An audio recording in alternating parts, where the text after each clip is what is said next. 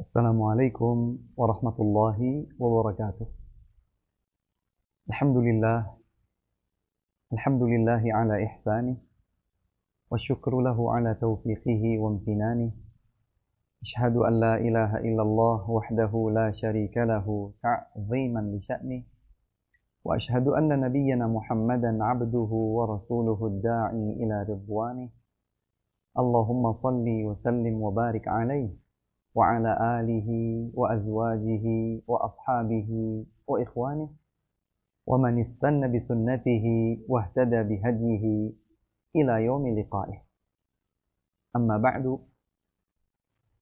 Para pemirsa yang semoga senantiasa dikasihi oleh Allah Subhanahu wa taala. Alhamdulillah, kembali di kesempatan pagi hari yang baik dan berbahagia ini kita berjumpa kembali bersama-sama belajar mengkaji ayat-ayat Allah Subhanahu wa taala, mengkaji hadis-hadis Nabi Muhammad sallallahu alaihi wa ala alihi wasallam agar kita semakin lebih mengenal tentang Islam, lebih mengenal tentang Ahlus Sunnah wal Jamaah. Siapakah mereka yang sejatinya paling berhak untuk berada di bawah naungan sebuah predikat Ahlus Sunnah wal Jamaah. Dan pada pertemuan-pertemuan yang lalu sebelumnya kita telah mengkaji berdasarkan ayat, hadis, dan penjelasan para ulama bahwa penamaan Ahlus Sunnah wal Jamaah bukan sekedar penamaan untuk menjadi sebuah predikat belaka kosong tanpa makna, bukan. Bukan pula Ahlus Sunnah wal Jamaah adalah sebuah status yang kemudian diklaim oleh siapa orang, namun ternyata ia jauh dari hakikat, dari makna penamaan itu sendiri. Ahlus Sunnah wal Jamaah adalah siapa saja mereka di antara umat Nabi Muhammad sallallahu alaihi wasallam yang terbukti berpegang teguh di atas tuntunan sunnah Nabi Muhammad sallallahu alaihi wasallam dan jalan beragama beliau bersama para sahabatnya, serta mereka yang senantiasa cinta persatuan namun di atas kebenaran, cinta kebersamaan namun di atas wahyu dan kebenaran. Para pemirsa yang dimuliakan Allah Subhanahu wa taala, melanjutkan kajian kita dan kita sudah masuk pada pembahasan apa sajakah yang merupakan prinsip-prinsip Ahlus Sunnah wal Jamaah yang dengannya mereka diketahui dan dikenal. Sekali lagi, bukan sebuah lembaga dengan naungan hukum tertentu, bukan sebuah organisasi massa yang mencari banyaknya jumlah pengikut, bukan pula sebuah koloni yang eksklusif dengan syiar-syiar tertentu. Akan tetapi Ahlus Sunnah wal Jamaah adalah siapa saja yang mengikuti jalan beragama Rasulullah sallallahu alaihi wasallam dan mereka dikenal, diketahui dengan ciri-ciri berikut. Pada kesempatan yang lalu kita telah mengkaji bahwa Ahlus Sunnah wal Jamaah memiliki prinsip bahwa mereka senantiasa mengutamakan, mengedepankan dan menjadikan skala prioritas mereka adalah tauhid. Mengapa demikian? Karena memang tauhid adalah hikmah utama diciptakannya manusia, bahkan jin. Sebagaimana firman Allah Subhanahu wa taala dalam surat Az-Zariyat ayat 56, "Wa ma khalaqtul jinna wal insa illa liya'budun."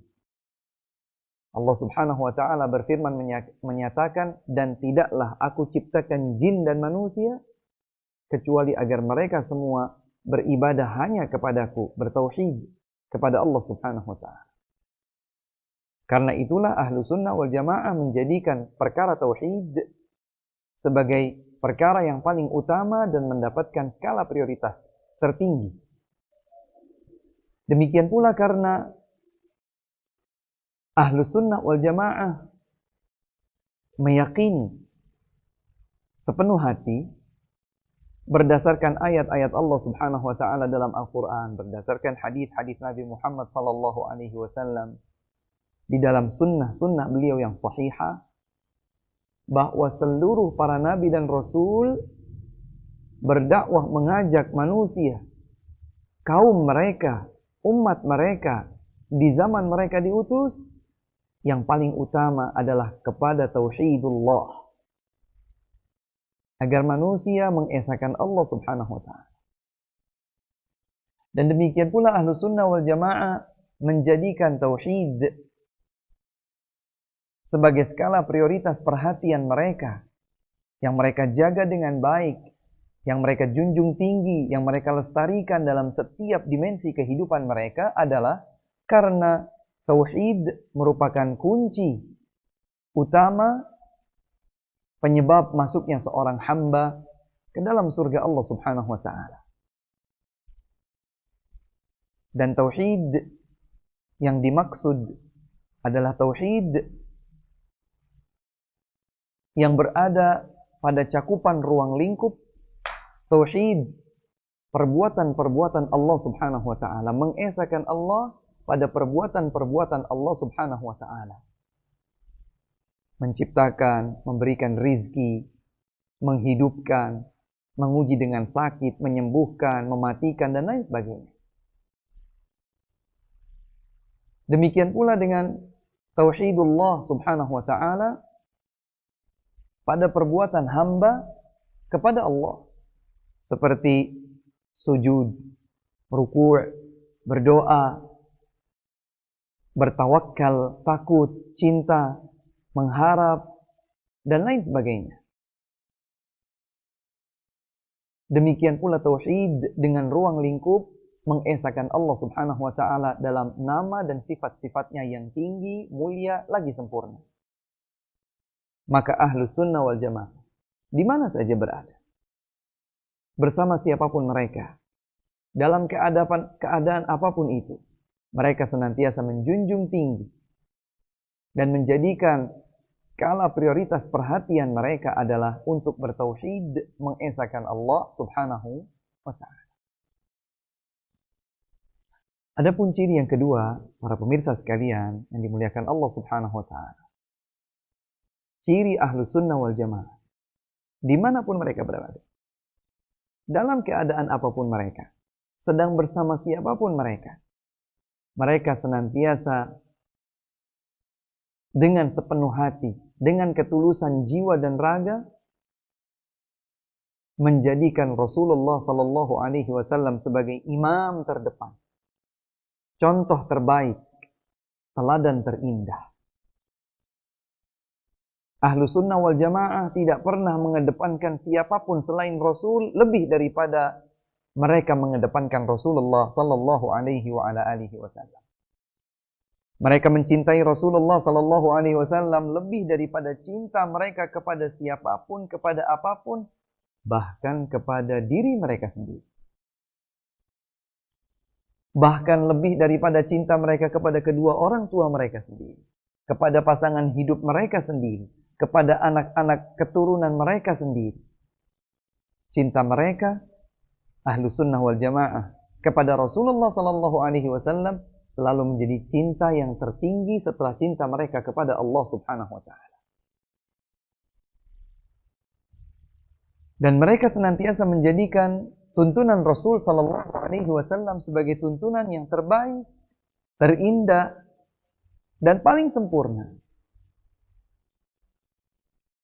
Suatu ketika Umar bin Khattab radhiyallahu taala anhu berjalan bersama Rasulullah sallallahu alaihi wasallam. Kemudian Umar berkata, "Wahai Rasulullah, demi Allah, engkau adalah yang paling aku cintai lebih dari apapun kecuali diriku. Artinya Umar bin Khattab radhiyallahu anhu mengurutkan kecintaan beliau kepada Rasulullah sallallahu alaihi wasallam di bawah kecintaan Umar kepada diri Umar sendiri. Maka Nabi sallallahu alaihi wasallam menegurnya, "La ya Umar, tidak akan sempurna keimananmu wahai Umar sampai engkau menjadikan aku lebih engkau cintai, bahkan lebih daripada cintamu kepada dirimu sendiri." Subhanallah. Inilah istimewanya generasi sahabat, yang tatkala keliru langsung diluruskan oleh Nabi Muhammad sallallahu alaihi wasallam. Maka langsung Umar mengoreksi. Sekaligus beliau memproklamirkan, "Wahai Rasulullah, sekarang la antal an ahabbu ilayya min kulli syai' hatta min nafsi." Rasul sallallahu alaihi wasallam, maka saat ini engkau sudah menjadi yang paling aku cintai lebih dari cintaku kepada siapapun, bahkan termasuk diriku sendiri. Kemudian jawaban Nabi sallallahu alaihi wasallam kepada Umar, "Al-ana ya Umar." Sekarang keimananmu baru akan sempurna wahai Umar. Maka Rasulullah sallallahu alaihi wasallam adalah yang paling kita cintai. Konsekuensi dari kecintaan kita kepada beliau tercermin pada semangat kita untuk senantiasa mengikuti beliau, dimanapun kita berada. La yu'minu ahadukum hatta akuna ahabba ilaihi min waladihi wa walidihi wan nasi ajma'in. Tidak sempurna keimanan salah seorang di antara kalian sampai aku, kata Rasul, sampai aku menjadi yang lebih dia cintai daripada anaknya, daripada kedua orang tuanya, daripada dirinya, bahkan dari semua manusia.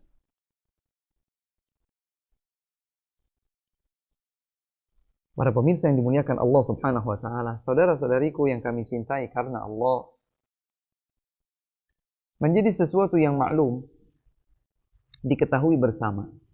Kalau ada seseorang yang kemudian simpatik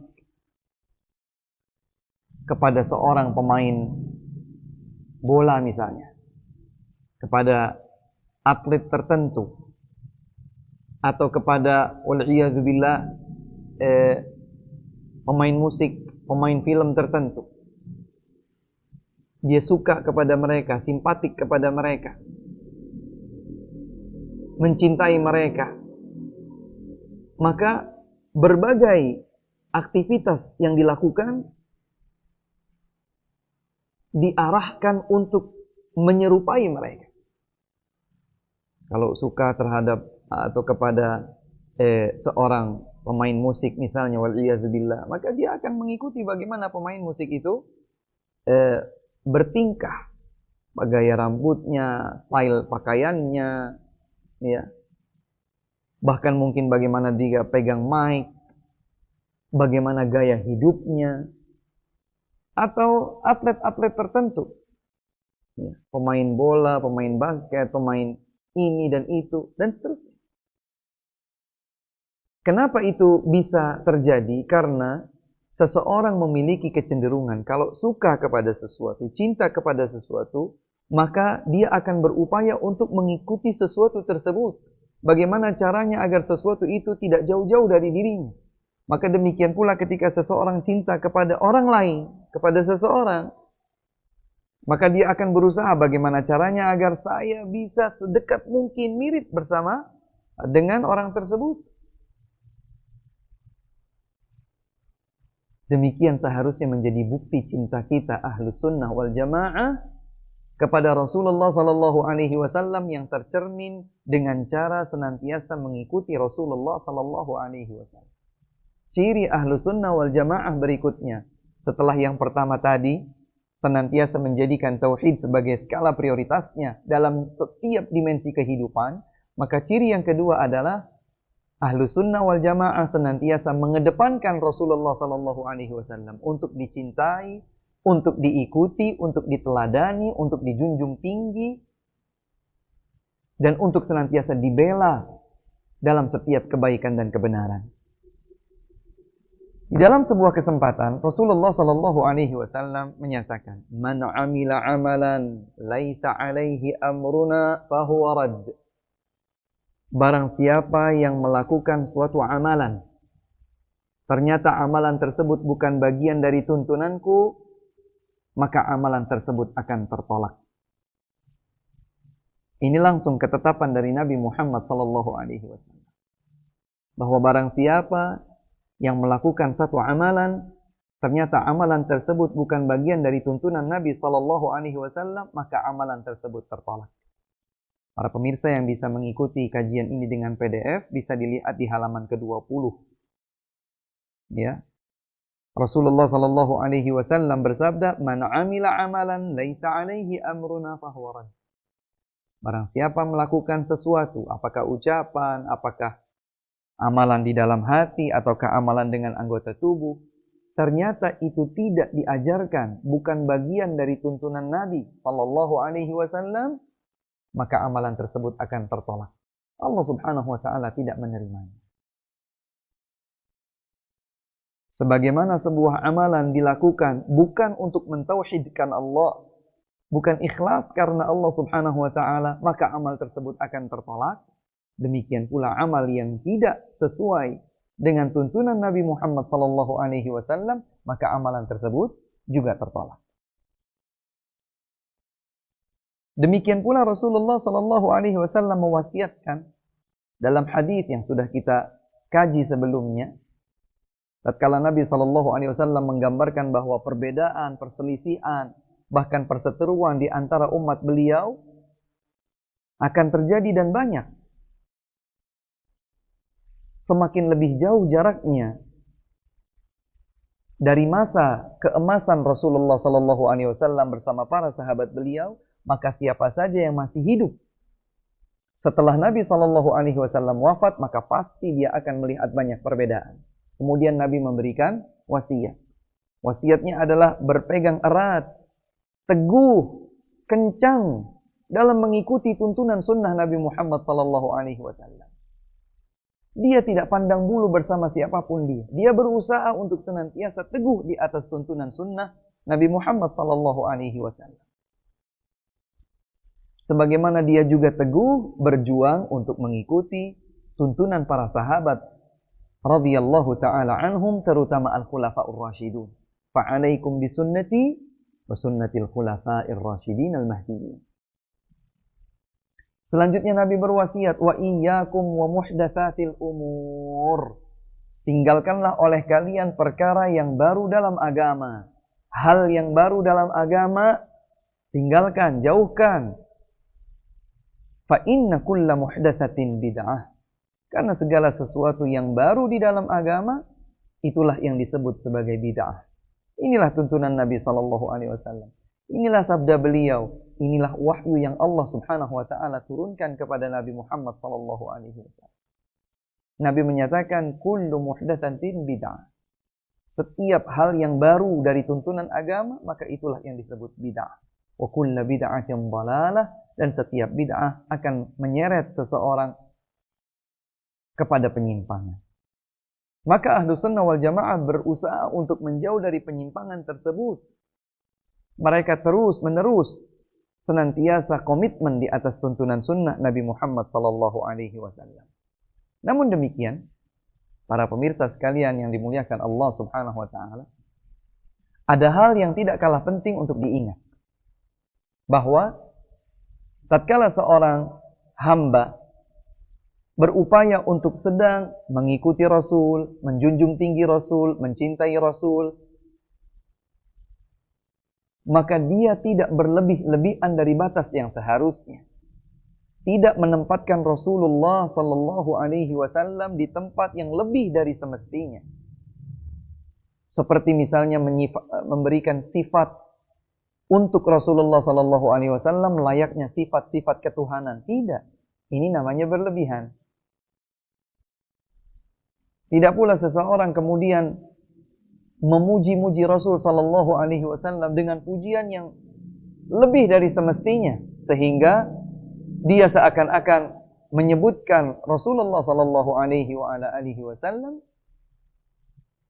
sebagai layaknya seseorang yang memiliki ketuhanan, wal'iyadzubillah. Tidak. Ahlus sunnah wal jamaah menjunjung tinggi Rasulullah sallallahu alaihi wasallam dan tuntunan sunnah jalan beragama beliau, tapi tidak melampaui batas. Dan Rasulullah sallallahu alaihi wasallam mewaspadakan hal ini jauh-jauh hari untuk kita semua sebagai umatnya.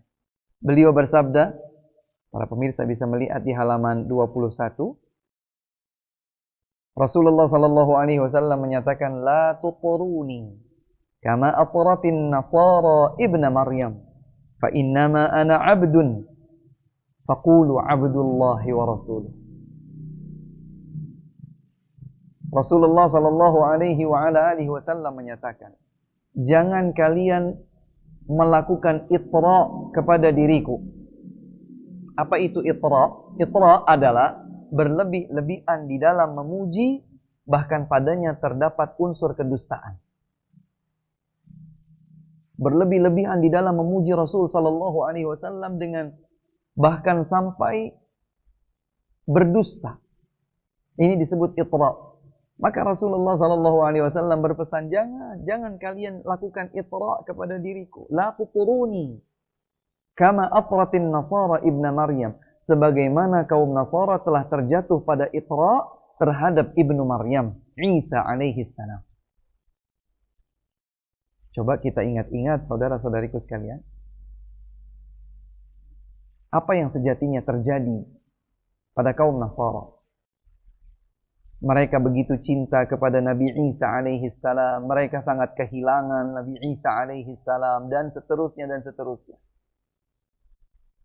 Maka mereka mengagungkan, memuji, menyanjung Nabi Isa alaihi salam, bahkan sampai sanjungan yang berlebihan, sehingga mereka terjatuh pada pengkultusan Nabi Isa alaihi salam dan menuhankan beliau. Jadilah Nabi Isa sebagai Tuhan. Maka Rasulullah sallallahu alaihi wasallam, Nabi Muhammad sallallahu alaihi wasallam menyatakan, la tuturuni kama atratin nasara ibna Maryam. Jangan kalian lakukan itra kepadaku sebagaimana kaum Nasara melakukan itra kepada Nabi Isa ibni Maryam. Innama ana abdun, sesungguhnya aku adalah hambanya Allah. Faqulu abdullahi wa rasuluh, maka ucapkanlah, katakanlah bahwa aku adalah hamba Allah dan utusannya. Maksudnya, para pemirsa sekalian, rahimakumullah di mana saja berada, sekalipun ahlus sunnah wal jamaah mencintai Rasul, mematuhi tuntunan Rasul, menjunjung tinggi Rasul, mencintai Rasul, akan tetapi bukan berarti mereka kemudian masuk ke dalam sikap berlebih-lebihan terhadap Rasul sallallahu alaihi wasallam. Rasul adalah hambanya Allah, Rasul adalah utusan Allah, maka tempatkan Rasulullah sallallahu alaihi wasallam sebagaimana mestinya. Bahkan jika ada hal-hal tertentu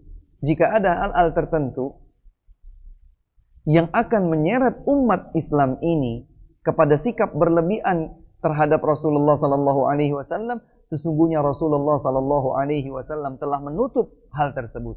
Bahkan Nabi menyatakan, la taj'al qabri wathanan yu'bad. Jangan kalian jadikan kuburanku sebagai sesembahan yang disembah selain Allah Subhanahu wa taala. Subhanallah. Maka Rasulullah sallallahu alaihi wasallam menutup hal ini. Rasulullah sallallahu alaihi wasallam menutup peluang terjadinya pergeseran nilai yang tidak semestinya diperlakukan kepada Rasulullah sallallahu alaihi wasallam. Dan banyak sekali ayat-ayat Allah Subhanahu wa taala yang memerintahkan kita untuk taat kepada Rasul sallallahu alaihi wasallam tanpa berlebih-lebihan. Bahkan Allah Subhanahu wa taala menjadikan ketaatan kepada Rasul sebagai bukti ketaatan dia kepada Allah Subhanahu wa taala. Allah Subhanahu wa taala berfirman, di dalam surat Al-Anfal ayat ke-20, ya ayyuhalladzina amanu athi'ullaha wa rasulahu. Wahai kaum yang beriman, taatlah kalian kepada Allah dan Rasulnya. Demikian pula Allah Subhanahu wa taala berfirman dalam surat Ali Imran ayat 132. Wa athi'ullaha war rasula la'allakum turhamun. Taatlah kalian kepada Allah, taatlah kalian kepada Rasul, semoga kalian diberikan kasih sayang oleh Allah Subhanahu wa taala. Dan Allah Subhanahu wa taala juga berfirman dalam surat An-Nisa ayat 80. May yuti'ir rasula faqad ata'a Allah. Siapa yang taat kepada Rasul, dia telah taat kepada Allah. Siapa yang taat kepada Rasul, maka dia taat kepada Allah. Jelas terkandung makna sebaliknya. Siapa yang tidak taat kepada Rasul, dia belum taat kepada Allah. Yang taat kepada Rasul, dialah yang taat kepada Allah. Dan sebaliknya, siapa yang tidak taat kepada Rasul, sejatinya dia tidak taat kepada Allah Subhanahu wa taala. Di sebuah kesempatan, di dalam hadis yang diriwayatkan oleh Al-Bukhari dari Abu Hurairah radhiyallahu anhu, Rasulullah sallallahu alaihi wasallam menyatakan, kullu ummati yadkhuluna al-jannata illa man aba. Qalu wa man ya'ba ya Rasulullah? Qala man ata'ani dakhala al-jannah wa man asani faqad aba. Beliau Nabi Muhammad sallallahu alaihi wasallam bersabda, semua umatku, masing-masing mereka akan masuk ke dalam surga kecuali yang menolak. Mungkin kita kalau pertama kali mendengarkan hadis ini kita akan kaget. Sekaligus bertanya-tanya, siapa yang menolak masuk surga? Ternyata demikian pula yang terjadi pada diri para sahabat Nabi sallallahu alaihi wasallam. Mereka kaget, mereka juga bingung. Maka mereka bertanya, qalu wa man ya'ba ya Rasulullah? Siapa orang yang menolak masuk surga wahai Rasulullah? Kalau masing-masing dari umat Nabi Muhammad sallallahu alaihi wasallam berpeluang untuk masuk ke dalam surga, ternyata ada orang-orang yang tidak mau masuk surga. Dia menolak. Maka kita menjadi merasa perlu tahu siapa itu yang menolak masuk ke dalam surga. Nabi bersabda, man ata'ani dakhalal jannah. Man asani faqad aba. Seakan menjadi sebuah kaidah. Siapa yang taat kepadaku, dialah yang masuk ke dalam surga. Siapa yang durhaka tidak taat kepadaku, dialah yang menolak masuk surga. Subhanallah. Maka ahlus sunnah wal jamaah adalah siapa saja yang selalu berusaha dan terus berjuang berusaha. Dengan kegigihan, dengan kesungguhan, dengan penuh kesabaran. Memohon doa kepada Allah Subhanahu wa ta'ala. Agar mereka menjadi hamba-hamba Allah yang diberikan anugerah ilmu untuk mengenal tuntunan sunnah, jalan beragamanya Nabi Muhammad SAW untuk selanjutnya mereka ikuti dan mereka amalkan. Mereka merasa cukup dengan itu dan mereka tidak menjadikan petunjuk selain petunjuk Rasul lebih baik daripada petunjuk Rasul SAW. Bagi ahlu sunnah wal jamaah, petunjuk Rasulullah SAW adalah yang terbaik. Wa ahsanul hadyi hadyun Muhammadin sallallahu alaihi wasallam. Petunjuk yang paling baik, petunjuk yang paling indah adalah petunjuk Nabi Muhammad sallallahu alaihi wasallam. Ustaz, bagaimana dengan sebagian orang yang mengikuti tuntunan Nabi sallallahu alaihi wasallam tapi mereka membuat inovasi dan modifikasi? Ada yang ditambahkan, ada yang dikurangi, ada yang dirubah, ada yang diganti. Jawabannya ada pada sebuah hadis yang juga sahih. Tatkala Nabi sallallahu alaihi wasallam menyampaikan tentang kondisi kelak di akhirat, beliau menyebutkan bahwa setiap nabi nanti akan menyambut umatnya di sebuah telaga. Dan Nabi bersabda, "Ana faratukum 'alal haud." Aku yang akan menyambut kalian di al-haud, telaga. Dan tatkala ada di antara umat beliau yang mendekat, ya'rifunani wa a'rifuhum. Aku mengenal mereka, umatku, sebagaimana mereka mengenalku. Diketahui dalam keterangan hadis yang lain bahwa Nabi Muhammad SAW mengenali umatnya sekalipun belum berjumpa dengan mereka. Kita ini umat Nabi SAW, kita beriman kepada Rasul. Kita belum pernah berjumpa dengan beliau. Beliau juga belum pernah kenal dengan kita. Tidak kenal wajah, tidak kenal nama, tidak kenal asal wilayah dan lain sebagainya. Nabi tidak kenal. Tapi nanti di hari kiamat Nabi Muhammad sallallahu alaihi wasallam akan mengenali umatnya. Ghurran muhajjalina min atharil wudu. Ada bagian-bagian yang bersinar pada bagian wudu. Wajah, tangan sampai sikut. Ya, pergelangan sikut tangan di sini, kaki. Nabi sallallahu alaihi wasallam akan mengenali umat.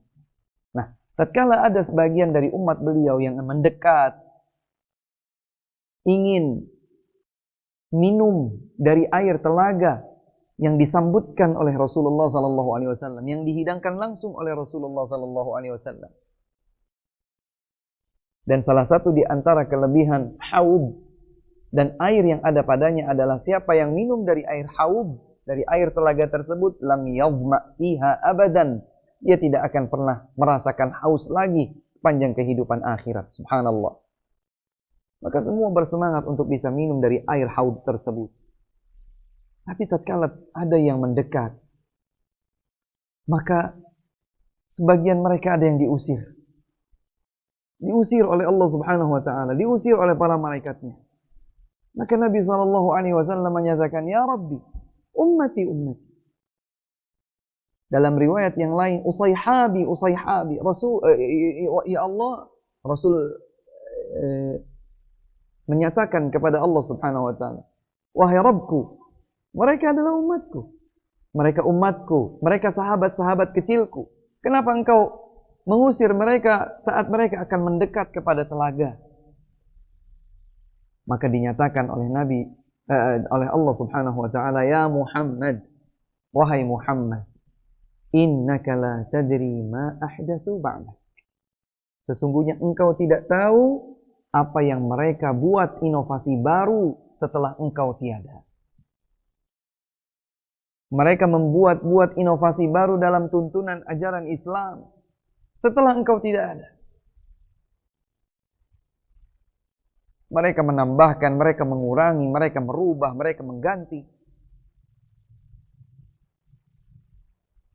Maka meskipun sebuah ibadah pada dasarnya ada dalilnya, ada contohnya, namun dilaksanakan tidak sebagaimana tata cara pelaksanaan Rasulullah sallallahu alaihi wasallam, ada yang ditambahkan, ada yang dikurangi, ada yang dirubah, ada yang diganti, dikhawatirkan pelakunya akan diusir nanti di hari kiamat, tidak lagi disambut oleh Rasulullah sallallahu alaihi wasallam di telaganya. Bahkan ketika Allah memberitahukan bahwa mereka telah mengganti-ganti tuntunan Nabi sallallahu alaihi wasallam, Nabi bersabda, "Suhqan, suhqan liman baddala ba'di." Atau kama qala alaihi salatu wassalam. Maka menjauhlah siapa saja yang mengganti-ganti tuntunanku setelah wafatku. Para pemirsa yang dimuliakan Allah Subhanahu wa taala, maka mengikuti, mentaati, mematuhi tuntunan Rasulullah sallallahu alaihi wasallam adalah sebuah keniscayaan yang selalu menjadi ciri khas Ahlus Sunnah wal Jamaah. Jadi kalau mereka melakukan sesuatu, kenapa demikian? Inilah tuntunan sunnah Rasul. Kenapa tidak demikian? Inilah tuntunan sunnah Rasul sallallahu alaihi wasallam. Kenapa diyakini ini, diyakini itu? Kenapa dilakukan ini, dilakukan itu? Kenapa diucapkan ini, diucapkan itu? Jawaban Ahlus Sunnah wal Jamaah selalu satu. Inilah yang dituntunkan oleh Rasulullah sallallahu alaihi wasallam.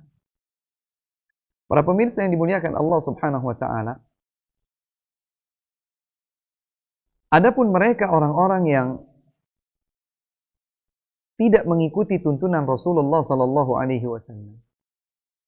Mereka mengikuti bisikan hawa nafsu mereka sendiri, maka mereka adalah orang-orang yang akan menyimpang dari jalan Allah Subhanahu wa taala yang lurus. Allah berfirman dalam surat Al-Qasas ayat 50. Dalam surat Al-Qasas ayat 50 Allah berfirman, "Fa in tajibu laka," wahai Muhammad, seandainya mereka tidak memenuhi seruanmu, panggilanmu, tidak mengikuti, tidak mengikutimu, fa'lam annama yattabi'una ahwa'ahum. Ketahuilah wahai Muhammad, sesungguhnya mereka itu telah mengikuti hawa nafsu mereka. Maka ada sebagian orang yang tidak mengikuti tuntunan Nabi sallallahu alaihi wasallam disebabkan keterbatasan ilmu. Namun ada juga golongan yang lain, jenis yang lain yang tidak mengikuti tuntunan Nabi sallallahu alaihi wasallam padahal dia tahu, dan itu tidaklah mereka lakukan kecuali karena mereka mengikuti bisikan hawa nafsu mereka. Ini dalil.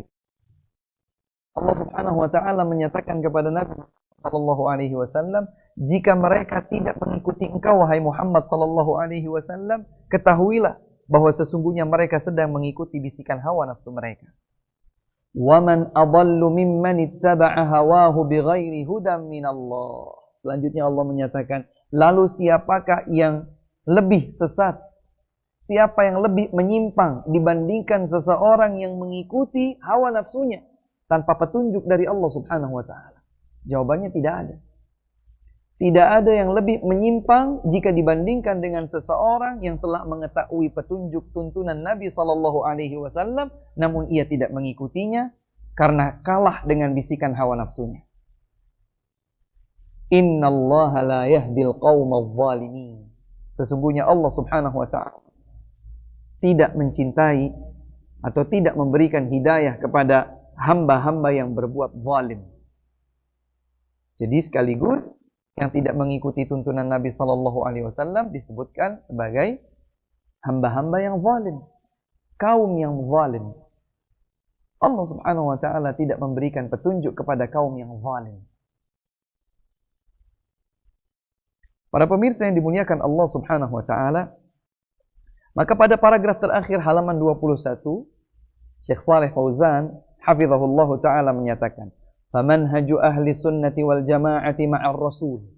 Maka prinsip jalan beragama ahlu sunnah wal jama'ah terhadap Rasulullah sallallahu alaihi wasallam adalah annahum yu'azzimunahu. Mereka senantiasa mengagungkan Rasulullah sallallahu alaihi wasallam. Wa yuwaqqirunahu, memuji beliau.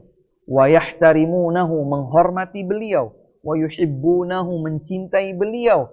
Wa yattabi'unahu, dan mengikuti jejak langkah beliau. Bukan manis di bibir tanpa bukti. Saya cinta Rasul. Tapi ternyata kecintaannya tidak terbukti dalam cerminan mengikuti Rasulullah sallallahu alaihi wasallam dan jejak beliau.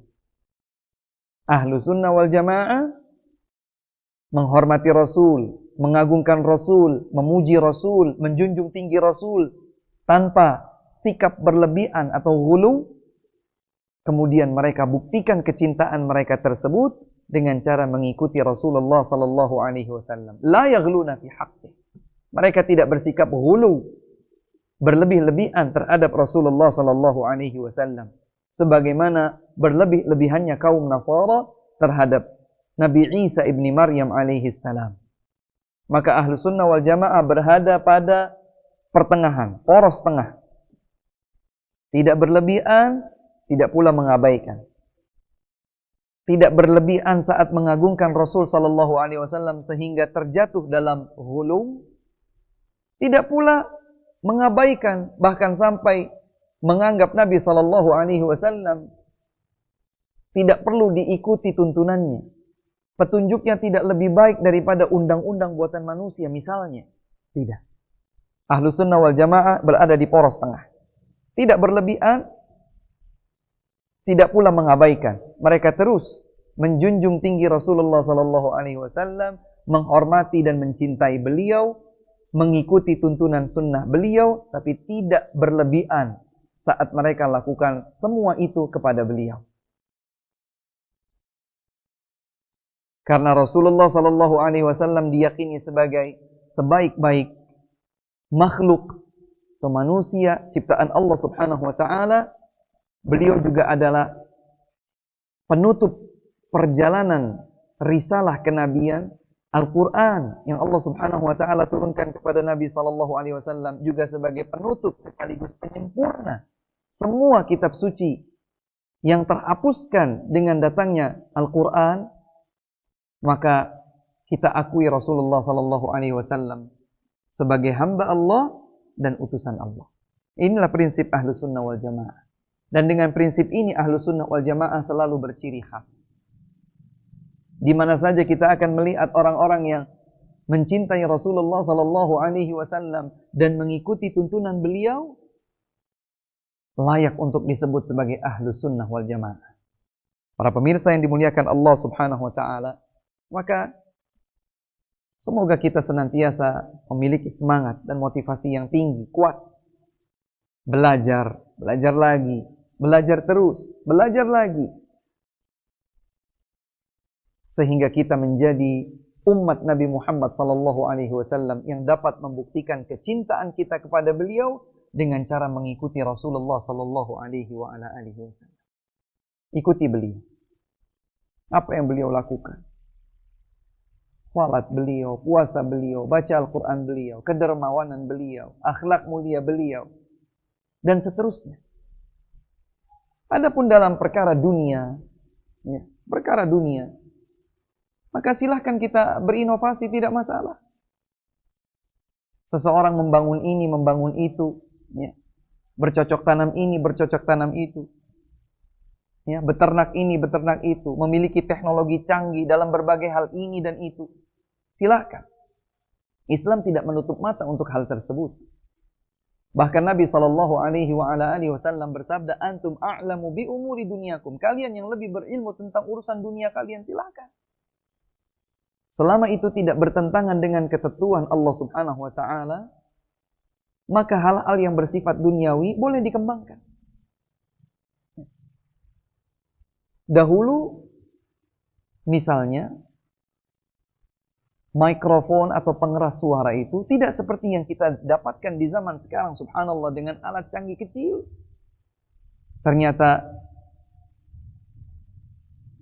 kecanggihan teknologi tersebut dapat memudahkan banyak hal terkait dengan sound system. Atau misalnya, kebersamaan kita di dalam ruang virtual online seperti ini. Saya duduk di sini, para pemirsa sekalian masing-masing duduk di tempat sendiri-sendiri. Subhanallah, di waktu yang bersamaan bisa langsung mengikuti seakan-akan kita berada di satu majelis yang sama. Hal ini duniawi tidak masalah.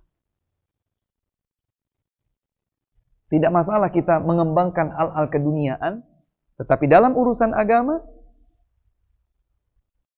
hendaklah kita melaksanakannya hanya sesuai dengan tuntunan Rasulullah sallallahu alaihi wasallam. Terbukti ada di dalam Al-Quran, terbukti ada di dalam hadis yang sahih, dan terpahami dengan pemahaman as-sahabatu radhiyallahu ta'ala anhum dan generasi terbaik umat Nabi Muhammad sallallahu alaihi wasallam ini. Ini yang dapat kami sampaikan, kurang dan lebihnya kami mohon maaf. Wallahu ta'ala a'lamu bis-shawab wa akhiru da'wana anil hamdulillahi rabbil alamin. Semoga menjadi ilmu yang bermanfaat bagi kita semua. Dan teriring salam hormat kami untuk segenap anggota keluarga di rumah. Kita insyaAllah berjumpa kembali di kesempatan mendatang. Subhanakallahumma wa bihamdika. Asyhadu an la ilaha illa anta. Astaghfiruka wa atubu ilaik. Assalamualaikum warahmatullahi wabarakatuh.